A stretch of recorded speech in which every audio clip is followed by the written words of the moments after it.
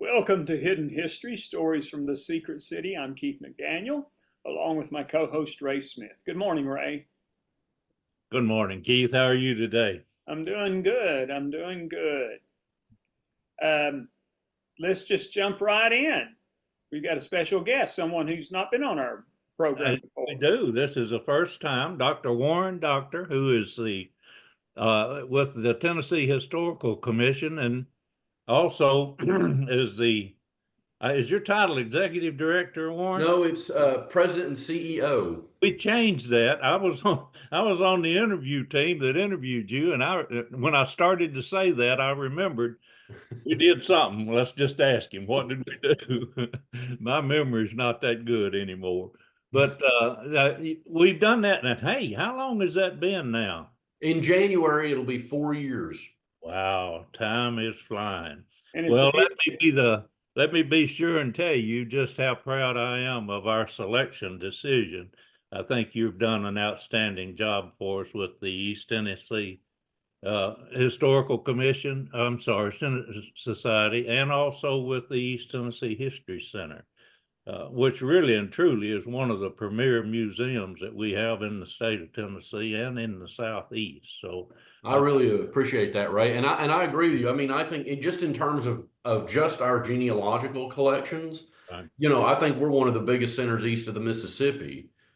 I, I would agree, and I don't hesitate to say that that not just genealogy, but in the whole area of the historical collections. I mean, I've been on the committee to review and approve collections that we've made over there for a number of years. I'm proud to be a board member of the society, and I just can't say enough good about not only what we have there and have had for years, but what you've done with it in the last 4 years is taking it up to another notch. And I really appreciate that.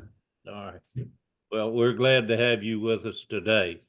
Why don't we start by going back just a little bit? I know that you spent some time in Europe. Give us a little of your history of how you got started, got interested in what you're doing, and come to be in East Tennessee Well, again. I'd love to share that, and I'm sure you've heard me share this before, Ray. Now I grew up in Granger County, so I'm local. Yes. And in part, I grew up in Blount County as well. My parents were separated, and I spent a lot of time in Blount County with my grandfather. Mhm. His name was Albert Dockter, and he was the president of the Blount County Historical and Genealogical Society. And when I was a little boy, he would take me to different historical sites around Blount County and around Knoxville. We went to James White Fort and Fort Dickerson, all the kind of local places. And I just loved it. And I loved spending time with my grandfather. Mhm. And he and I had the most remarkable relationship, but he got me interested in history. And he and I started going to different battlefields. And we started with the American Revolution and went to Kings Mountain first and Oh, traveled all around. And we started doing this so that by the time I had graduated high school, he and I have been to every state together but Hawaii. I've been to every Civil War battle site, every American Revolutionary battle site, several of the sites out west, you know, and it was something that he and I shared that I will always cherish. And I mean, this, Ray, that's one of the things I really emphasize about intergenerational education at the yeah. East Tennessee Historical Society is there's a special relationship between a grandparent and a grandchild. And that's where a lot of the stories take place. Yeah. And that's something we really try to emphasize in our programming. But so I got real interested in history. I majored in history at UT, history and political science. And I graduated there in 2004, and I worked for my dad's sign company, uh, sort of working my way through college and stuff. And then I thought, I got really interested in British history. There was a professor at UT named Paul Pickney who actually passed away recently. Mm. And he got me real interested in British history. And so I thought, well, I better go study that in Britain. And so I went to the University of Nottingham over there and worked with a guy named Chris Wrigley, who decided I was pretty talented and kind of encouraged me along. And, I worked for a while, got my master's, and then I saved up some money, went back to work for the sign company, saved up some money for a PhD. But I was able to get a scholarship and was able to get my PhD sort of paid for while I was, and I went back to Nottingham and did that. And then when I was at Nottingham, I was kind of selected to become, I'd done so much research at the Churchill Archives. I did a lot of work on the British Empire and British imperial spaces, and was and eventually wrote a book about Winston Churchill. And I was elected to be a fellow of the University of Cambridge at Clare Hall. And I'd spent a lot of time at Churchill College. And so I spent the next 4 years working at Cambridge and at other universities around London. And I loved it. I mean, I had a great it's a really remarkable thing. Now remember, I'm from Granger County, so I know tomatoes, you know.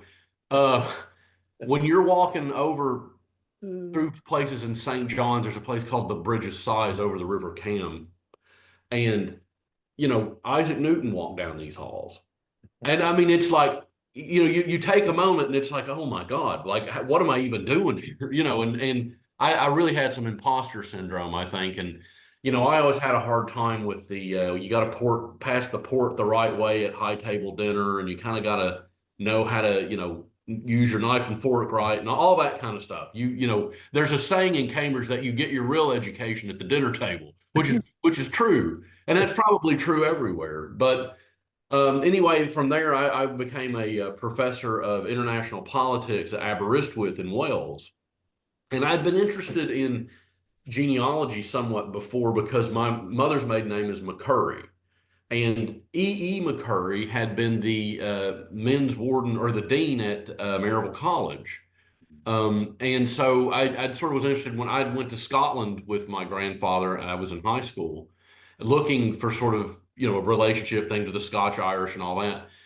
And then, you know, that kind of thing had lied dormant in me. But when I went to Wales and I was doing research in the Welsh Library, there are so many letters back to places in Tennessee. And that's what jumped out to me, is there were letters going to Tennessee in Welsh. So I had to have them translated about the Civil War. And I thought, you know, there's such a Welsh presence. You think of all the names, you know, local names, Morgan, for instance, that's a Welsh name. Wow. There's such a relationship between Wales. Everyone thinks of the Scotch Irish, right? I mean, and that's true, but the Welsh have a huge population here in East Tennessee. And so it sort of got me thinking again about the Welsh kind of diaspora of people, because, you know, a lot of places in Appalachia are mining, as you know. Yeah. And that's a Welsh tradition. It is. And a lot of those people came over from Wales to be miners. You know, particularly further north up into Kentucky and Virginia. Yeah. So, you know, I got real interested in that. And then the opportunity arose for me to come back to East Tennessee, which is really my first love in history. And so I just jumped on the opportunity to do that. And I should say, while I was at Cambridge, you know, I got some amazing opportunities. I got to work with Boris Johnson on his book on Winston Churchill. And I've got plenty of stories for you guys. But, you know, it was a lot of fun. And that's what I try to bring to the historical society. It's just history's about stories. It's about people, and it's a lot of fun. Well, when you're eating now, do you turn your fork upside down and use your knife a lot? I tell you, actually, I don't, but I notice when people who do, like I see things of because exactly how we do manners and how they do manners, you know, in Britain, and then how they do manners like at high table in Britain are all kind of different. And so, you know, you learn to kind of imitate it. But I tell you, I was at this one of the high table dinners, you know, and you have to wear your tux. And then you have to kind of wear your Cambridge robes when you're a fellow, so you look like you're in Harry Potter. And it was the end of the evening, and this is one of the things a lot of people don't know. At a high table dinner or any kind of dinner like that, there are copious amounts of wine, and, you know, there's lots of ways that this happens. But at the end of the night, you pass the port around the table, and I passed it the wrong way, and I've forgotten if it's counterclockwise or clockwise. And let me tell you, it was like somebody on the piano. It's like the music stopped, and people looked at me. I mean, it was like, who is this savage? Yeah. And so it was remarkable. Just those little things, you think it wouldn't make a difference, but buddy, it makes a difference. I can imagine. I've done enough travel in Europe that I just barely understand what you're talking about. but I can see that whole table just stopping and looking at you because you made a mistake. Oh, and I mean, that's exactly it. I mean, I would be in a senior common room sometimes, which, by the way, you're not allowed to wear blue jeans in. And I would have worn a suit because I'm a little colorblind. They'd be mismatched. I'd have on maybe black pants and a blue coat or something. And like people be like, you really need to get your act together. Oh man. Well, now you wrote a book about Churchill. You had a lot of involvement with him there. And I believe I'm correct in saying his grandson. Did you know him?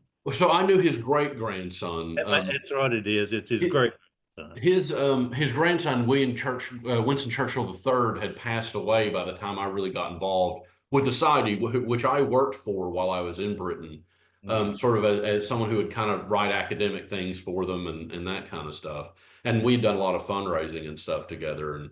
And they recently just finished their conference in October, and I was speaking to Victor Ashe after our historical commission meeting, and he was able to go. I wasn't able to attend this year. But I work with Randolph Churchill, who is the sort of kind of leader of the group now. And I tell you, he's just so much fun. He's such a fun guy. And he kind of has this way of filling a room with his laughter. And I don't know how to explain it unless you experience it. But excuse me, but isn't he the one that came to Knoxville a few years ago? Yes, that's correct.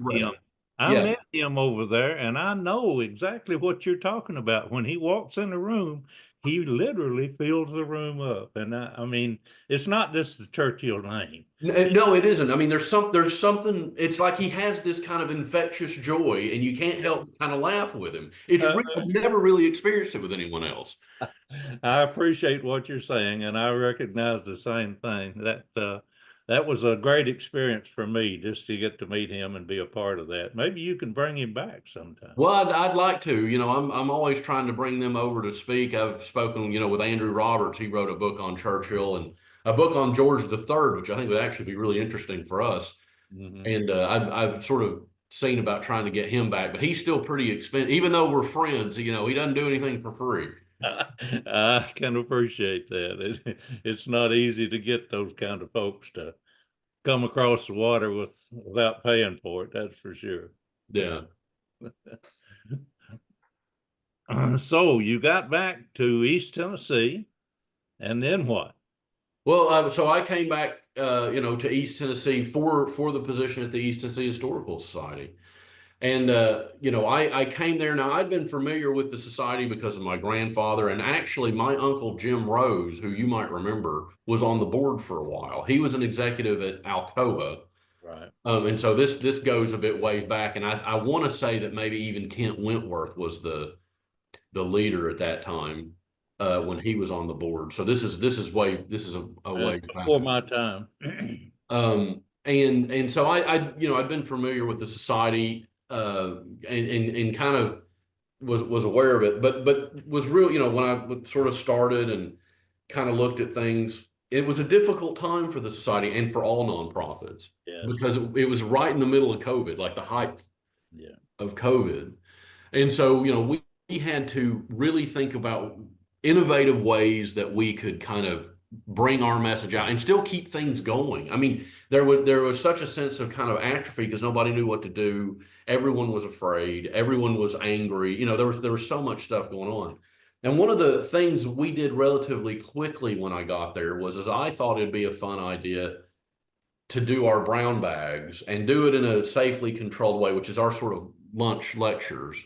But I thought, well, we should put it on YouTube. I mean, there's no reason, we're a regional society anyway. Everybody can't come to Knoxville for our meetings. So we set up the room so that there was 5 feet between each chairs and, all that kind of stuff. And we started doing these hybrid things where people could come if they wanted to. And, only 5 or 6 people would come in the beginning. But then people would watch it on YouTube or watch it on Facebook at home. And that's been very successful, and so successful we've kept doing it. Because we will often have an additional, 10, 15 people who just happen to, who will tune in and watch it live, and will even ask questions. And so that's one of the small ways we were kind of able to innovate just around COVID. And I can't miss this opportunity, Keith, but saying that when we started this hidden history stories of the secret city, it was going to be a podcast. And it was Keith's idea. And I was going to come to his house and we were going to record a podcast there. And COVID hit. You remember, Keith? Yeah, COVID hit. Yeah. And so we said, hey, what's the possibilities? How can we do this without being together? And we decided Zoom. At that time, I was just learning about Zoom. Of course, now it's a part of my everyday life. But at that point, I just knew the idea. So we tried it once and it seemed to work fine. Yeah. And as you know, Warren, we kept going. And after about a year of that, the society recognized us with an award for history and media. Mm-hmm.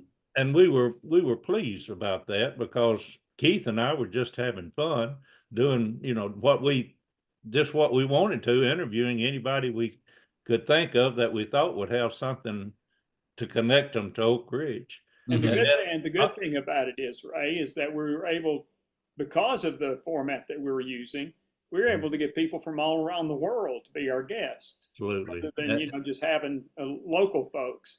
And, we do about 2 a month, and I think we've done over 110 episodes so far. We're, up in the 110s now. So we've done a little over 4 years. And so it's worked out really well for us. Well, yeah, and it's, there's a couple of real interesting things about it because this is the kind of stuff we do anyway, right? Like getting together with friends and talking about history is something we all love to do. And so all we're doing is kind of recording and creating content from stuff we do anyway. Yeah. And that kind of makes it fun. And I mean, I've done a lot of podcasts, Churchill's an interesting thing and people like to do podcasts around that. So I've done loads of them. And I think adding the video element, is interesting in a way, because then you kind of get more of a feel for the people that are speaking. Mm-hmm. And I think that the format really works. And that's, you guys do such a good job sharing Oak Ridge history. I mean, that's why we gave you the award. And I mean, I hope, that's one of the things I'm always real interested in the talks I give. We had, Ray, you remember you were at the World War II conference we did over the summer. And of course, Oak Ridge features heavily in that. Right. And I'm hoping that from this, we can build even more things around, because about the bomb in East Tennessee and the work that was done. Then so many of the historians I know in the historiography around World War II, and particularly the production of the nuclear weapons and that kind of stuff, they're working on cutting edge stuff in Britain. Kevin Ruane is one of them who comes to my mind, or Graham Farmelow. They know so little about the Oak Ridge stuff because it was such a well-kept secret for so long. Yeah. And a lot of these international, scholars and thinkers, it's almost a footnote to them. And actually there's much greater of a story. That's one of the reasons I held that symposium, was to bring in big thinkers and be like, hey, look, our history here is important. Yeah. Our part of the story. And like you and I discussed, Ray, I mean, it gets mentioned once in Oppenheimer and it's like, come on, man. I know, but do you know that just that few times it was mentioned, I think they said the words Oak Ridge twice and Tennessee once, but in just that mention, and by the way, the Manhattan Project National Historical Park here in Oak Ridge, they count every visitor that comes by their visitors desk there. So it's an accurate count of tourism in Oak Ridge. Now, not everybody goes there, sure, but some do, and they count them. And after the Oppenheimer movie came out, their visitors coming through their desk doubled. That doesn't surprise me. It's just from that little bit of publicity. And in fact, I've done 27 tourism bus tours since the Oppenheimer movie came out. So it did have its impact. And of course, what my idea is, we need to have someone in the movie industry get interested in Colonel Nichols, and let's make a movie about him, because he was here in Oak Ridge and managed the entire Manhattan Project day to day. I mean, Oppenheimer had the scientists at Los Alamos, but the Corps of Engineers portion of Los Alamos was Colonel Nichols. Well, I mean, just a movie or a novel even. I mean, because that's often. I mean, I'm always interested in the relationship between history and Yeah, how the public consumes history, and that usually means you've got to have a book or a film. I mean, and here's a for instance. For whatever reason, I guess it's been 15, maybe 20 years ago, that there was a guy who wrote a book called Wolf Hall, which is a fictionalized version of Tudor England stuff. There's no reason in the world anyone beyond Henry VIII and the wives, nobody cared about the internal politics of Tudor England. Well, he writes this fictional book, and there's a series of them now. Well, I mean, every housewife in Britain and most of them in the U.S. have a pretty solid functional knowledge of like the intricate political workings of Tudor England as a result of this guy's book, because it's heavily dramatized and all that. right. And so just the building and maintaining of the secret city in and of itself is a topic worthy of a whole TV series. I mean, Yeah. you could make one for each year it was there, Uh, a season. And it's such a remarkable thing that was done in Oak Ridge from nothing to be able to realize. And that's one of the things, I give a lot of talks about East Tennessee history, as you know. right. And one of the things that I find remarkable and that I try to communicate, particularly here in Tennessee, it's almost easier when I'm talking to people from elsewhere about how important and to history and to historiography East Tennessee is. Because if you look, I always start with first contact. So you think about the Cherokee, but also the Yuchi and the Creek, but Yeah. then the different empires that have fought for control of this space. The Spanish, the French, the British, Mhm. and then all of the things moving westward, the American Revolution period, going all the way into the 20th century with TVA and the issues around controlling the water and controlling the land, which is essentially the same fight they were having in the 1600s about Oh, who controls the waterways and who controls the land. yeah. And the fact that East Tennessee history is global history. You see these enormous historical forces like the Age of Empires play out in our own backyard. You see us enter the atomic age Mm. Right in here. our own backyard. I mean, there's so many waypoints of turning points in history that are conventionally taught around periodization that happen here, Yeah. right? And that's crazy. It is. I had the opportunity back in the late 1990s period. I was selected to go to England. I spent 3 weeks over there writing the contract proposal uh, uh, for the nuclear weapons program of Great Britain. I wrote the maintenance portion of that proposal, and we won the contract. Lockheed Martin actually managed their program for a number of years. And while I was there, I had the opportunity. Of course, I was locked up in a hotel all week writing, but on the weekends I'd get out, and I got the opportunity to go to Stonehenge. Mm-hmm. I mean, come on, that's on my bucket list. But the interesting thing was, in meeting people there, you are exactly right. I could say Oak Ridge and it wouldn't mean anything. But when I started talking about the history of Oak Ridge, they would get very, very excited about it. The other thing, we talk about the Oppenheimer movie and its impact on the publicity surrounding Oak Ridge, even though it was just a marble going in a bowl, which never Right. happened, by the way. But at any rate, the other thing that it did is my only criticism of the Oppenheimer movie has to do with the way Colonel Nichols was portrayed. Mm-hmm. Yeah, he never had an office in Los Alamos and so on. But the fact that the conversation about security clearance did happened in Chicago, not in Los Alamos. But at any rate, that because of that, his grandniece has started writing a series that I'm publishing in Historically Speaking in the newspaper. She's Mm-hmm. writing a series about the history of Colonel Nichols, doing a really good job in researching it. And I think she's got a book there. I really do hope Well, we get through that I can help her to turn it into a book. But those things are coming out now, and I think that's really good. I mean, come on, Denise Kerenan's book Girls of Atomic City probably did more to publicize Oak Ridge around the nation to audiences that would not have heard anything about us as anything we've done. And I'm hoping that she will even be able to get something done in a more public way with that book, maybe a television series or something. Now, just yesterday, I had General Groves' grandson, Dick Groves, in Oak Ridge, and spent the day with him, day before yesterday, and spent part of the day yesterday. And he's writing a book about the Manhattan Project.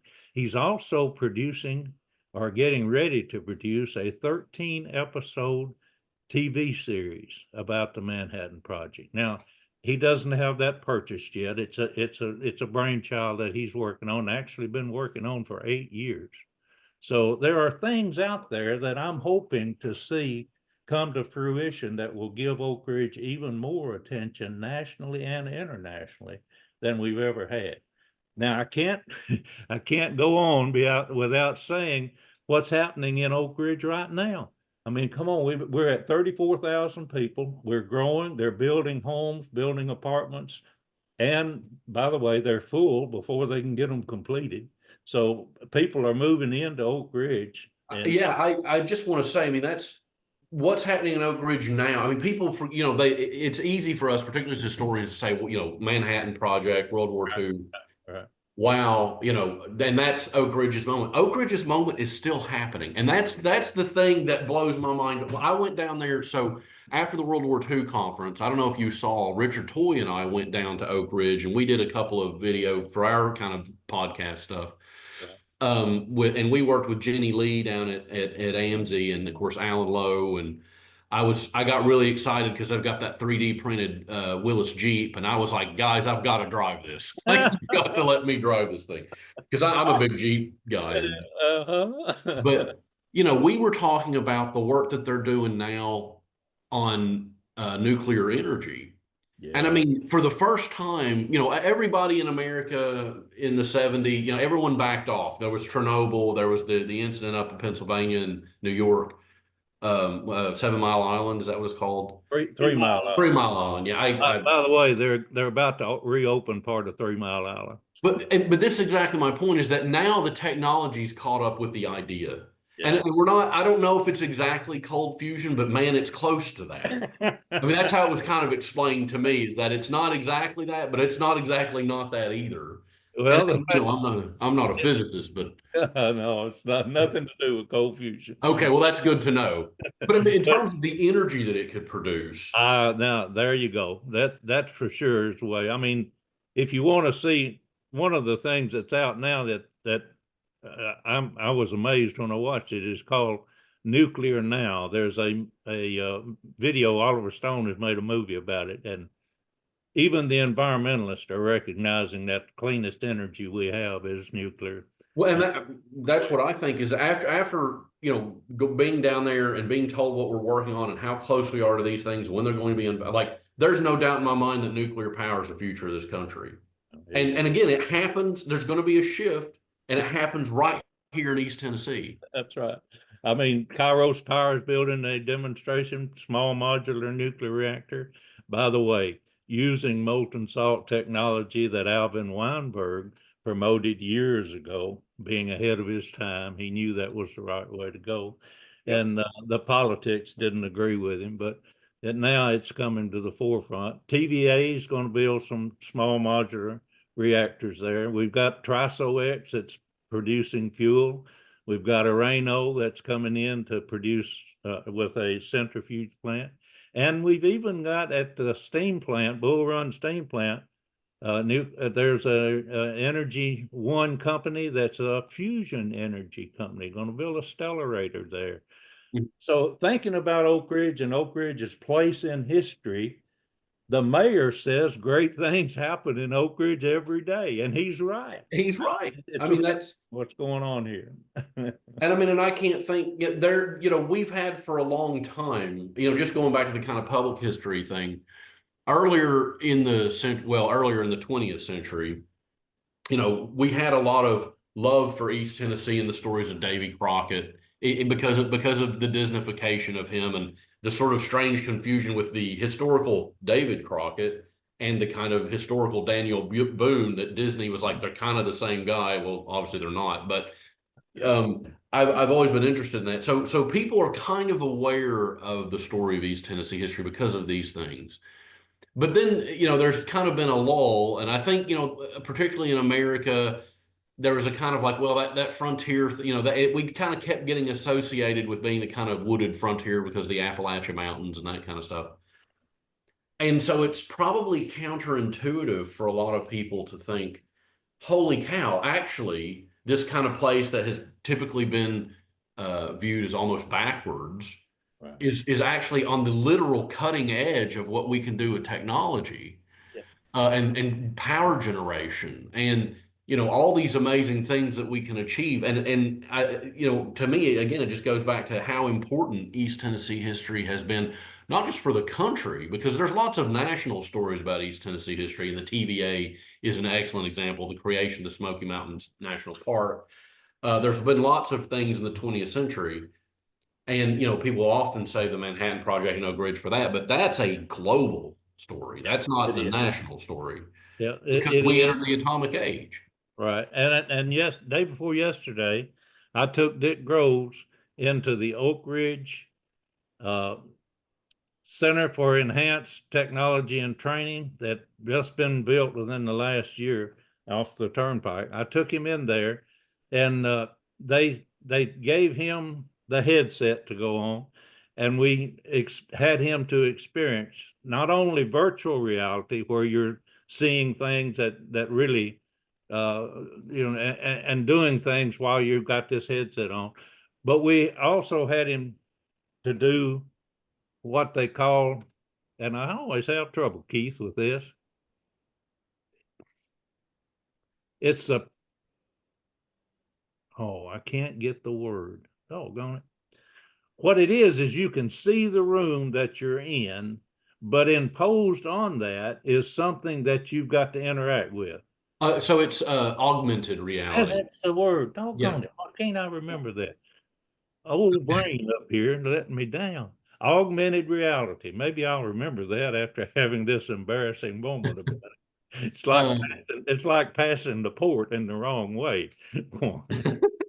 Yeah, well, yeah, but Here we I am in Oak Ridge trying to talk about all the great things we've got and the enhanced technology we've got, and I can't even remember the word augmented. But at any rate, I had him to do that, and he's walking in the room and he's actually seeing the panel that you would operate on the uranium processing facility to process uranium at Y12. And he's seeing those controls and actually touching and making the machines move. It's an amazing thing. Now, what came out of that, and he suggested this, Dick Grove said, look, Ray, imagine you're in that viewing tower or viewing platform out at the K25 site, and you put on this augmented reality, and what you see is the building, the largest building in the world at the time, right there in front of you.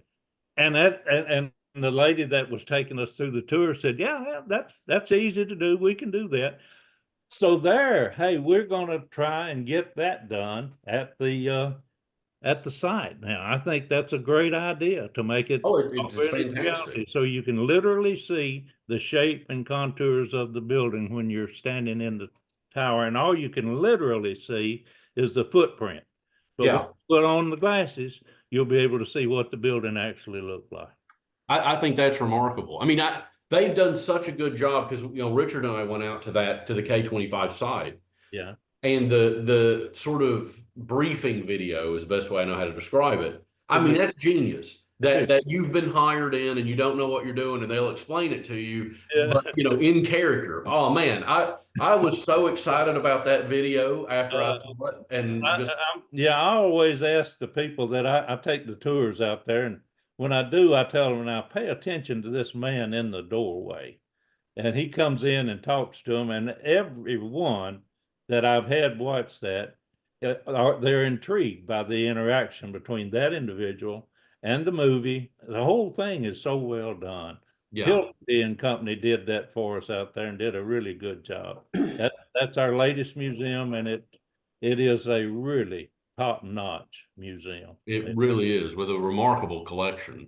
I've got to tell you that we've got 5 museums in Oak Ridge now, but we've got a 6th one that's coming in the not too distant future. It's called the Radiation and Radioactivity Museum for the Oak Ridge Associated Universities. They've maintained this museum for years. Mm-hmm. And it's a huge collection of radiation instrumentation and those kinds of things. Even the thing where you used to put your foot in to get fitted for a shoe. Oh yeah, yeah. They've even got that in there. But it's been online only for years because it's located in a limited area where there's not access for the public. But Mm-hmm. they're moving a lot. The museum exhibits are being moved to a place where they will be available for the public. So, I mean, we've got things like the graphite reactor, that is a national historic landmark or historical landmark. And then the Calutrons at Y12. These are the kind of things that are paramount to Mm. understanding and appreciating the things that have happened in Oak Ridge. Not just the bomb, we can get that, but Yeah. there's a whole lot more that is to the story. The very first nuclear reactor is the X10 graphite reactor. I mean, they did an experimental pilot in Chicago and another Mm-hmm. one, but the first real acting reactor is right there. The birth of the nuclear navy, right here in Oak Ridge. By the way, we're looking to bring in a conning tower of a submarine. Oh, cool. I Yeah, didn't know that. we're looking into doing that at this time, and sitting right beside that conning tower will be a statue of Admiral Rickover and of Alvin Weinberg.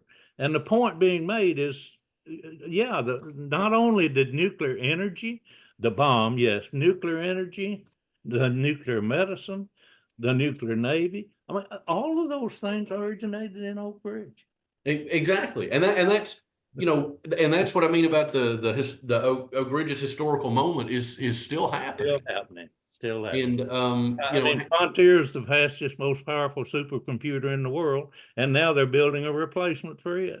yeah, I mean, it's remarkable the things that they've achieved down there, and that's intrinsic to well, not just national history, but East Tennessee history, because I feel like there is, and this is a very East Tennessee thing, and I've made this point, when I give lectures or give talks to the museum, one of the recurring themes that you see in East Tennessee history is a group of people at some point or another will be told they can't do something or they're not good enough at doing something. And we say, you watch us. And you can look at, if you think about, the first people, the first sort of settlers that came over and came into this side of the mountain and started trying to habitate it. So you can look at the Watauga Compact or something in 1772. British Crown said, absolutely not. And they said, watch us, we're going to do it.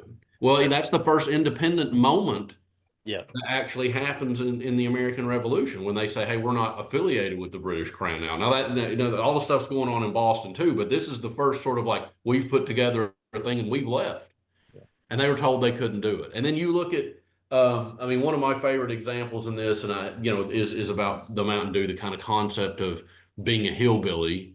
Well, and we could explore the etymology of that and the relationship with the Ulster Scots and Prince William and all those things. But, these guys are like, well, look at this hillbillies. They're so backwards. They're so crazy. We take that narrative and we flip it and we make money on it.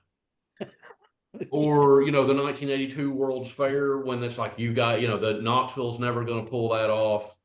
The Scruffy City did it, man. So it's the same thing in Oak Ridge. It's never going to work. It's never going to work until it works, and then we do amazing at it. And so that's a kind of recurring thread that I see as a part of East Tennessee history is we get told no a lot or that we're dumb a lot, and then we say watch us. You know what I mean? And I love that. I do. You I know, know. let's. I don't want to change the subject. We talked about Oak Ridge, and of course, this is about hidden history. But I wanted to kind of go into a couple of things about just the East Tennessee region, Mm-hmm. and I wanted to to share with you.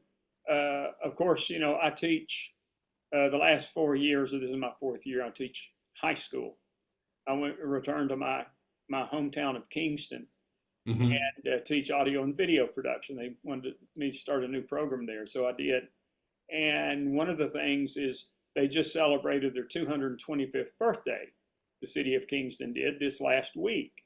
Oh, that's amazing. Yeah, they approached me about a year ago and said, well, we want the schools to work with us. And so I said, they said, can you do a documentary? And I'm like, well, no. I said, I've already done that. I said, I've already done a documentary on Roane County. So no, I said, but however, I said, what if we did this? What if we started an oral history project? So, which of course I worked with Ray for almost 10 years for the Center for Oak Ridge Oral History. And so that's what I have decided to do. My contribution is to, we have a studio there at the high school, and I bring folks in and interview them, for usually about an hour or so, and collect their stories. And they're all living now on the City of Kingston YouTube page. So this is brand new. It just came out. We released I think about 20 interviews the first week. But I told them, I said, when I talked to them about it, I said, this is the kind of thing that can live on long past these people's lives and even our lives. It's going to be a permanent archive of those stories and those memories and of growing up and living here and being a part of the community and things such as that. So I'm very excited about being able to do that. Of course, I've spent, my entire career telling East Tennessee stories as a documentary filmmaker, but this is kind of special for me because it is my hometown. So and that's amazing. I mean, one of the things I think that's so important, doing the oral histories, and when you can capture them in people's own voice. Oh yeah, it's so important. And that's one of the things, because like I said, I came on during COVID. Well, Adam and Rebecca, they go out. Those are our collection and curators, and we have workshops at the local level where we tell people how to become historians and how to care for their objects and how to create oral histories with their families. Because it seems silly now, but in 20 years' time, when someone's gone, you'll have this memory forever. And I can say this from my own experience. My grandfather that I was talking about earlier, he was interviewed in an oral history project, and he's done a lot about his experiences in the Second World War and all that. But he did one about his house that they came in and they shot. It was him and my dad. And his house was built in 1890 something, and it was Babcock's house for Babcock Lumber over in Alcoa. And when my grandfather bought it, he paid something like, $5,400 in 1952 and it's a very large house, 871 Poplar Street, but it was in real bad shape. And so he spent a lot of the time working up. And so he was giving a kind of history of Babcock and the Babcock house and that kind of area there near Springbrook, which is called Bowes. And, he passed away after he recorded that, I guess about a year, maybe 2 years later. And I now have that. And I've got to confess, I can't watch it without crying. I just can't. Of course. You've got a personal connection to it, but it's important for anyone that can watch it. Well, exactly. And so that's what I mean about being able to keep, but also sharing the history now that we can do this online like we're doing right now. Right. And putting it out there to people. Think of anybody doing their PhD now on, say, local history. And I'll tell you, so when I was doing my PhD, and you'll probably appreciate this, Ray, and yours will go back further. I was right at the tail end of microfilm and microfiche. So I was, having to go through all those awful machines and do that. Yeah. Well, and then my students come along and they're like, "Oh, I just word search it." You know what I mean? And it's a completely different world because of computers. Yeah. Well, years from now, someone's PhD students are going to be going through these YouTube videos, looking at this. I mean, we're creating a historical record now because of the technology that's unparalleled. Yes. And that's amazing. Yeah, it is. Not only that, it's the actual people who are experiencing it are being able to do it in their own voice. Yes. I mean, because of Keith did hundreds of these the oral histories for us in Oak Ridge for the Manhattan Project and some into the Cold War. We've lost our steam right now. We're not doing like I think we should, but we have over 800 that are online through the Oak Ridge Public Library's collection there. And I am concerned. I'm proud to see what Keith's done with Kingston. I mean, it's remarkable. Yeah, I'm concerned about other areas that could just as easily do it. I mean, Keith has a career in it and he understands and knows how to do it really well. But now with the tools we have, I mean, come on, all you have to do is hold up your iPhone and make a video. Oh, sure, somebody. Absolutely. It's that easy. It was interesting. One day I was over in Clinton and I stopped by the Green McAdoo Museum and the what's the guy's name that runs it now? Mark, is it, or is it Josh? Josh. Anyway, Yeah. I went in and introduced myself and said, by the way, I discovered all the original raw footage interviews of the Clinton 12 when I made that movie. And so I've got them in a box ready to give them. I said, would you like to have them? He said, absolutely. So these are the original raw footage interviews of all the, and I only did about 25 for that film. But whereas in Oak Ridge, for the 2 Oak Ridge movies that, I did with Ray, I did well over 100 interviews. And I think most of those have been contributed to the collection. But yeah. And probably of the Clinton 12, there's probably 5 or 6 that have passed away since the film came out. Right. But it's just something that we're capable of doing, and we can do. I'm like you, Warren. I wish, I'm kind of like the cobbler whose kids runs around barefoot. Yeah. I wish I'd sat down with my mom and dad and did their interviews, and I didn't. Yeah. Yeah. I was doing everybody else trying to make a living. So. But yeah, the older I get, the more I see how important capturing these stories while we still can is. So. Yeah. And I mean, there is, one of the good things I think regionally is, and we've given awards, is that people are out there doing this now in a way that is unconventional. Of course, oral histories are always the best because then you get people in their own voice. But someone who I've been very impressed with is a guy out of Hamlin County named Dakota Carmichael. You may have met him, Ray. He comes to a lot of our things. Yeah. And he put together a Facebook group called the Old History Project. And what he does is he goes to old barns and kind of abandoned homes and documents them and kind of finds the history of these homes. So he does, he did a thing about Rural Mount, or, the Armstrong House, which is called Stony Point. These are all up in northeast Tennessee. There was one called Solitude that he did. And it was, the reason I mentioned that one is because it's falling down. I mean, it's past anyone being able to save it. It's sort of collapsing. Yeah. And it was a really important house. It was a house that one of Andrew Jackson's kind of secretaries built for his wife. And it's this remarkable brick building that was real beautiful, but has now, is dying. And so he's gone around and is kind of giving an architectural version of what we're talking about. And that's remarkable. Because it's almost like you can interview buildings. I mean, it's not a literal interview, but you know what I mean? And kind of work out how that's a niche that I'm not aware of. Tell me the name of the Facebook page again. The Old History Project. And Dakota's a great guy. He's very enthusiastic. He's young. That's also something that's really interesting. He's amazing. That's unusual to see young people get interested in it. And one of the first areas he contacted me and we worked together on was on Pressman's home, because he had been able to get access to this place up between Sneedville and Rogersville. And he was able to get up there, and there's an old abandoned church that he had looked at, and there's a whole episode of this thing we could do on Pressman's home later. But and that's how we started working together. And I first saw him, and he's a young guy, and I didn't know anything about him other than I was like, well, I'll meet you at the site. Well, Dakota rocks up, and he's got long hair and tattoos. He looks like he's a fan of Slayer. And I was like, wow. But then you talk to him, and he's so interested and passionate in history, and it's hard not to be just impressed at his enthusiasm.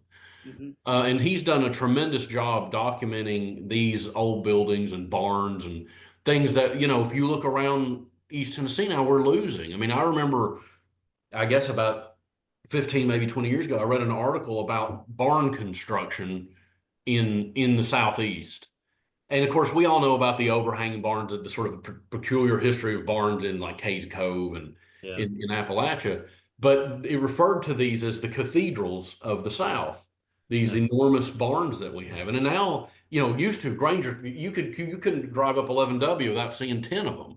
Oh yeah. You'd be lucky to see 3 that are still standing now. So just being able to kind of document and look at these things and consider the construction of these types of buildings, and of course the old kind of stately homes, but also barns and various ways of just how people used to conduct their business.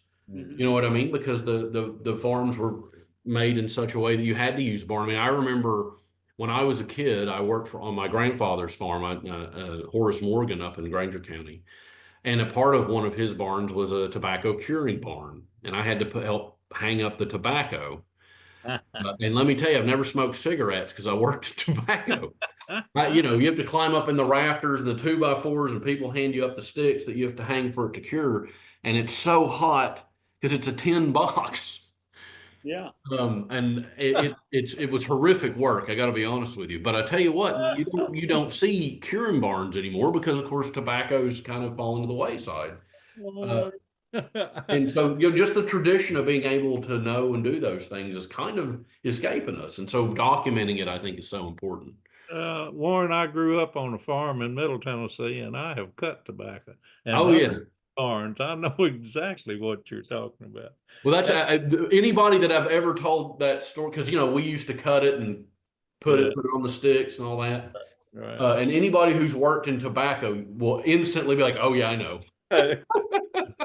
That stuff will itch you too. Oh my God. I mean, like it would wreck me for a month after we done it. Once it was all up, I was eating up. It was awful. So why don't you tell us what you got coming up at the museum? Or the that's a great question, Keith. One of the things we're really focused on for next year. So let me back up a bit. This year, we really have focused on music and the musical history of East Tennessee. So we had, I don't know if you were familiar with the work of Wyatt Ellis. He's a mandolin player, and he's a prodigy. He's like 13 or 14 years old, and he's playing the Grand Ole Opry. And we've been working with him and his family a lot. We've, of course, been working on our programs, Appalachia Sessions with Pellissippi State. We bring in musicians, and then we bring in students from rural counties to kind of experience a show and also get a history. I took a group from my school to one of them. And so you've seen an Appalachia. Aren't they incredible? I mean, it's incredible. Yeah, it was incredible. So and we're hoping that'll all be produced and be maybe a television show by the end of the year even. Right. We're still, we're compiling all that stuff and just going through the editorial process. But it's just remarkable because we get to do the history lessons. And I think this year we really sort of hit something great, which is we were bringing the kids to the museum and then going out to the show. And now with partnering with Pellissippi State, we just sort of take the museum experience there. Yeah. And then the kids kind of have that tactile, they get the lessons, and it's just worked out so well. Mm-hmm. But we focus a lot on music. Of course, we'll still be doing Appalachia Sessions next year, but we'll also be doing a thing where we focus in on sports history. Now, we've started having our kind of football Fridays once a year, which is like a tailgate, and we had Bud Ford come out and talk about his experiences as the kind of official historian of the Vols. That was one of the things. We'll continue to do that. But we're really excited because, of course, the Smokies Stadium is opening here. So we're going to open an exhibition on baseball in Tennessee and look at the history of baseball and how important that was to the healing of the country after the Civil War, and how the kind of game we know today has kind of evolved from that. And what's really remarkable, and I didn't know this until we got into it, baseball, at one time, Tennessee had the most baseball teams had of anywhere else in the country. I mean, it was really intrinsic, and that kind of makes a lot of sense if you think of how divided Tennessee was during the Civil War, particularly East Tennessee, which of course was more of a pro-union, abolitionist position inside of a Confederate state. So you had a lot of these kind of post-war grudges, whatever you want to call it, play themselves out on the baseball field. And Tennessee is super important to the history of baseball nationally because a lot of the original court cases around violence on the baseball field get done in Tennessee. And one of the first cases was in Chattanooga where, I know someone rushed the plate and the guy punched him. And it's like, well, is that a part of the game or is that not a part of the game? So they decided that in the courts here in Tennessee. So it's going to be a real interesting thing. So we're looking at that. That should, it'll be in the spring when that opens. And I think will sort of happen at the same time that they open the Smoky Stadium. So we're real excited about that. We have a couple of exhibitions. Yeah, wait just a minute, if you don't mind. Sorry, I got excited. No, when we're thinking about baseball, I need to be sure that you remember and include the professional baseball teams that were in Oak Ridge. Yes, please. We have a couple of their uniforms. Yeah, okay. The Bombers. Yes. The Bombers was an African-American league. And then they had another one. I can't think of the name of it. I wrote about them in Historically Speaking. So when you get ready to do that research, I'll provide you some details. Well, that's good. Adam's put together a great team. And so we'll be, we've been working with back on the Knoxville. Ken Mays knows more about that than anybody I know. Oh, good. Well, I know he loves it. He loves it. I'm sorry to interrupt you. Go ahead with what. Oh, no. But that was just the point I was making. So we'll be doing a lot about baseball history. And then when we do the history hootenanny, it's going to be very focused on the sports history of East Tennessee. And of course, one of the most remarkable things for us, and this is one of the reasons I really wanted to lean into doing the Football Fridays and to celebrate, the Vols. I graduated from UT is one reason, but the other is the foundation, the forming of the SEC happened right across the street from the museum. And so, that's one of the things historically, you'll know that the society hadn't done much sports history or even UT history. And I think it's important for us to also consider that, A, because there's also a huge audience there. Yeah. But B, it's so important, not just to Tennessee, but to Knoxville history and to East Tennessee history, that the SEC, which is now a multi-billion-dollar organization, starts right here in Knoxville. Yeah. Well, Keith, you see why I think it's so important that we made a good hire 4 years ago to get this man, Warren Dockter, here. He's doing things that we would never have thought of without him. So I'm really proud, Warren, to have you here. Well, thank you, Ray. I really appreciate that. And I remember when we first met during that interview, you and I think we either sat across or next to each other, and we ate sandwiches from Cafe 4 in the back room. Yeah. And I remember our conversations. Yeah, I do too. And I was excited then. And you've proven my point that we did make a good hire. Well, thank you for being on today. I really appreciate you coming and taking the time with us. And you and Keith had more connections than we might have thought. So that's good. That's great. All right. Very good. I really enjoyed it. Thank you so much for having me, both Ray and Keith. This has been so fun. Well, thank you so much. Thank you. Ray, who do we have lined up next time? Do we know? Next time we're going to have Talia Ambrose, who is with, she's the daughter of Stephen Ambrose. Oh, okay. And they have the Stephen Ambrose tours, the Manhattan Project sites. They go all across the nation, stopping at all the sites. I met them when they stopped here in Oak Ridge a few years ago.